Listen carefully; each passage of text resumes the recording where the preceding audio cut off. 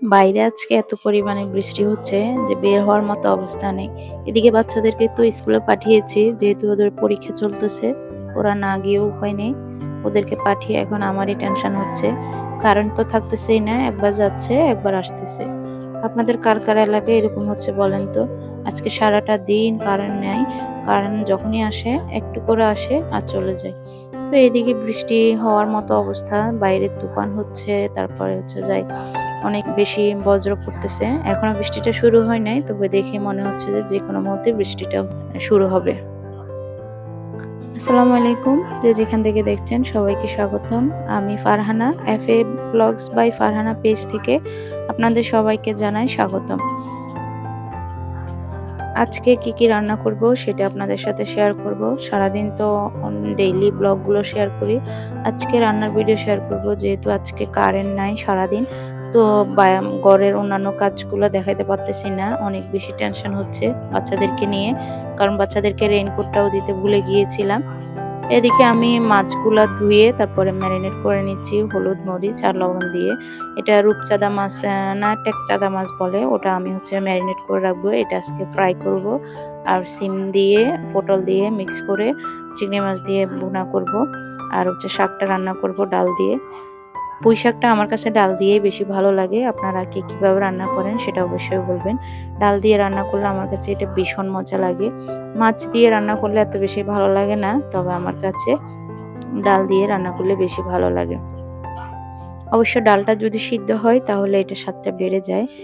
তো চেষ্টা করবেন হচ্ছে যে ভালো থেকে ডাল দিয়ে রান্না করার জন্য।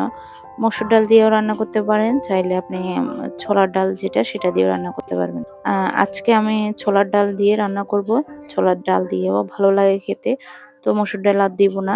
এদিকে আমি সবজিগুলা কেটে রাখতেছি। সবজি বুয়া যেহেতু ছিলে রেখে গিয়েছে, ওনাকে দিয়ে আমি কাটাই নাই, আমি কেটে নিচ্ছি। কেটে তারপরে ভালো করে ধুয়ে আমি রান্নাটা বসিয়ে দিব। দেখেন আমি কাজ করার ফাঁকে কিন্তু কারেন্টটা চলে গিয়েছে। যার জন্য আমার ভিডিওর যে ঝাপসা সেটা দেখা যাচ্ছে, অন্ধকার হয়ে গিয়েছে। মাঝে মধ্যে আসতেছে আর মাঝে মধ্যে যাচ্ছে। ওই যে বলে না যে কারেন্ট যায় না, মাঝে মধ্যে আসে দেখা করার জন্য, সেরকম একটা অবস্থা। আমাদের ফ্ল্যাটে যদিও আপনার হচ্ছে গিয়ে আইপিএস আছে, তারপরে জেনারেটর আছে। তো জেনারেটর চলে গেলে আইপিএসটা ইউজ করি। কিন্তু আইপিএস জেনারেটর দিয়ে হচ্ছে যে লাইটগুলা সবগুলা চলে না। কয়েকটা দেওয়া আছে, সেজন্য হচ্ছে সমস্যাটা হচ্ছে। এদিকে বাবুও কিন্তু অন্ধকারে খুব বেশি ভয় পাচ্ছে, কারণ ও অন্ধকারটাকে অনেক বেশি ভয় পায়। ও ও একটু পর পর এসে আমার কাছে এসে কান্না করতেছে। আর যেহেতু ওকে টিভি ছাড়া আমি রাখতে পারি না, কারণ কিচেন রুমে ওকে নিয়ে আসা আমার কাছে রিস্ক মনে হয়। কারণ কিচেন রুমে আসলে দেখা গেছে ও ইটা সেটা টান দিয়ে ফেলে দেয়। অনেক বেশি রিস্ক থাকে। হয়তো দেখা গেছে গরম পাতিল বসাইছি, ওটার স্ট্যান্ড ধরে টান দিচ্ছে। কারেন্ট থাকলে আমি ওকে টিভি দিয়ে বসিয়ে দিই। জানি টিভি দিলে সমস্যা, তবুও কিছু করার নেই। কারণ কিচেন রুমে আল্লাহ না করুক বড় ধরনের দুর্ঘটনার চাইতে টিভি দেখা অনেক বেশি ভালো আমার কাছে মনে হয়। সেই হিসেবে আমি ওকে টিভি দিয়েই হচ্ছে রান্নাঘরে কাজ করতে আসি। রান্নাটা বসিয়ে আবার আমি যখন ওর কাছে যাই, তখন হচ্ছে আমি টিভিটা বন্ধ করে দিই। আজকে যেহেতু কারেন্ট নেই, তো ও হচ্ছে আমার কাছে এসে একটু পরপর কান্না করতেছে। এই তো আমি এই যে সবজিটা কাটার ফাঁকেই হচ্ছে কারেন্টটা চলে আসছে। এরকমই করতেছে আজকে। একটু যাচ্ছে আবার আসতেছে। তো এদিকে ডালটা আমি আগে ভিজিয়ে রেখেছিলাম। প্রায় ২ থেকে ৩ ঘন্টা ভিজিয়ে রেখেছিলাম। ভিজিয়ে রাখার পর আমি এটা ভালো করে ধুয়ে এখন বসিয়ে দিচ্ছি। বেশি করে কাঁচামরিচ দিব আর হচ্ছে পেঁয়াজ দিব, দিয়ে হচ্ছে রসুন দিচ্ছি আমি। আমি ফ্রেশ রসুনটা ইউজ করি সবসময় শাকের মধ্যে। না হলে কিন্তু ফ্রিজের যে রসুনগুলা থাকে সেগুলা আপনি যখন ইউজ করবেন তখন এটা কেমন জানি না একটা গন্ধ লাগে ফ্রিজের। যাই হোক, এখানে আমি আর কোনো দিব না। হালকা একটু হলুদ দিয়েছি। শাকের মধ্যে চেষ্টা করবেন আপনি হলুদের পরিমাণটা একটু কমিয়ে দিতে। আর লাল মরিচের টা আপনি অপশনাল, চাইলে দিতে পারেন, না হলে নাই। তো আমার কাছে ঝালটা একটু ভালো লাগে। তো এজন্য ঝালটা একটু বাড়িয়ে দিয়েছি। দিয়ে আমি এটা ভালো করে মেখে তারপরে সিদ্ধ বসিয়ে দিব। আর অন্যদিকে হচ্ছে আমি চিংড়ি মাছটা একটু ভেজে নিব। ভেজে হচ্ছে এটা সবজিটা বসিয়ে দিব। তো শুধু যে রান্না করতেছি তা না, রান্নার ফাঁকে ফাঁকে যে বাকি কাজগুলো আছে সেগুলো করে নিচ্ছি। সেগুলো আর আজকে আপনাদের সাথে শেয়ার করব না, কারণ শেয়ার করার মতো অবস্থাই নেই। আপনাদের কার কার এলাকায় কিরকম অবস্থা সেটা অবশ্যই জানাবেন। গ্রামে তো নাকি আপনার বিদ্যুৎ যাওয়ার পর সে যে রাত্রে গিয়েছে আর আসে নাই। গ্রামে নাকি টানা ২৪ ঘন্টা বিদ্যুৎ ছিল না। বিদ্যুৎ না থাকার কারণে গ্রামে কারো সাথে কোনো রকম যোগাযোগ করতে পারি নাই। আমার মায়ের সাথে তো আজকে সারাদিনই কথাও বলতে পারি নাই। কথা না বলতে পারলে কেন জানি না মনটা আনচান করে, একটা টেনশন কাজ করে যে সবাই ভালো আছে কিনা, সবার কি অবস্থা। তো যখন কারেন্ট আসে তখন হচ্ছে গিয়ে কল দেয়, আর মোবাইলের চার্জটাও নাকি চলে গিয়েছে। কারণ এতক্ষণ যদি কারেন্ট না থাকে তাহলে তো অবশ্যই ভোগান্তির শিকার হতে হয়। যাই হোক, কারেন্ট ছাড়া আমরা আসলে অচল। কারণ আমরা তো দ্বিতীয় কোনো অপশন রাখি নাই। আমাদেরকে আসলে চিন্তা করা উচিত। কারণ ভবিষ্যৎ কি হবে সেটা তো আর জানা নাই। তো এদিকে আমি সবজিটা বসিয়ে দিচ্ছি। সবজিটা তো সবকিছু দিয়ে আমি কষাতে বসিয়ে দিব। আর ওদিকে হচ্ছে ডালটা সিদ্ধ বসিয়ে দিয়েছি।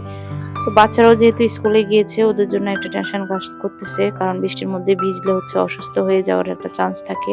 যেহেতু নতুন বৃষ্টি হচ্ছে শহরে। আর চিটাগংয়ে তো কি বলবো, একটু বৃষ্টি হলে হচ্ছে সবকিছু জলাবদ্ধতার অবস্থা হয়ে যায়। মানে রাস্তা ডুবে যায়, রিক্সা, গাড়ি কোনো কিছুই চলে না। একদম হাঁটু থেকে বুক কোমর পর্যন্ত পানি হয়ে যায় চট্টগ্রামে। আপনারা সবাইকে কেমন আছেন চট্টগ্রামের? কে কোন এলাকায় থাকেন সেটা অবশ্যই জানাবেন যদি আমার ভিডিও কেউ দেখে থাকেন। আর এই পর্যন্ত ভিডিও যারা দেখেছেন তাদেরকে অবশ্যই আমি মন থেকে দোয়া করি এবং ধন্যবাদ জানাই আমাকে এতদূর সাপোর্ট করার জন্য।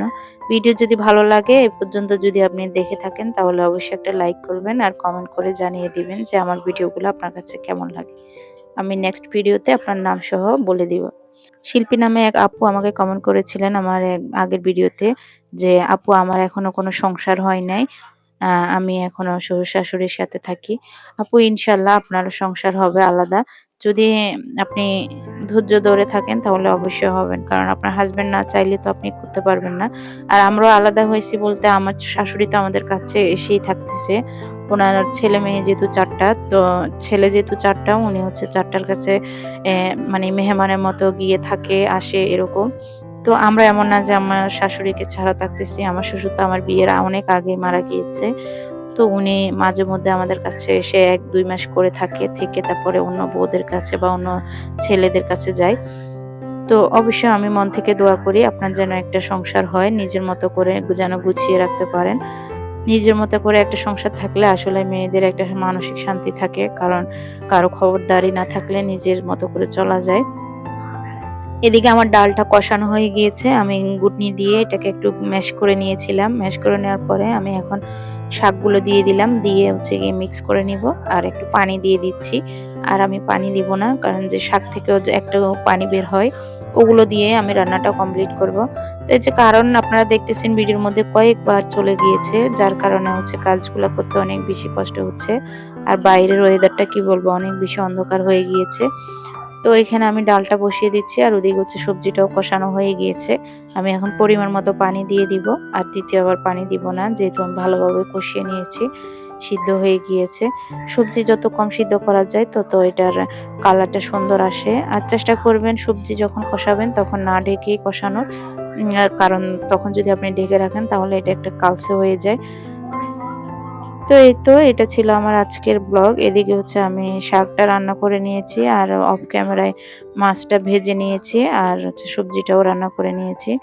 আপনাদের ভিডিওটি কেমন লেগেছে অবশ্যই কমেন্ট করে জানাতে ভুলবেন না। আশা করি সবাই ভালো থাকবেন, সুস্থ থাকবেন। যে যেখানে থাকে আল্লাহ তাআলা যেন সবাইকে ভালো রাখে, সুস্থ রাখে। এই কামনায় আমি আমার আজকের ভিডিও শেষ করতেছি। আসসালামু আলাইকুম।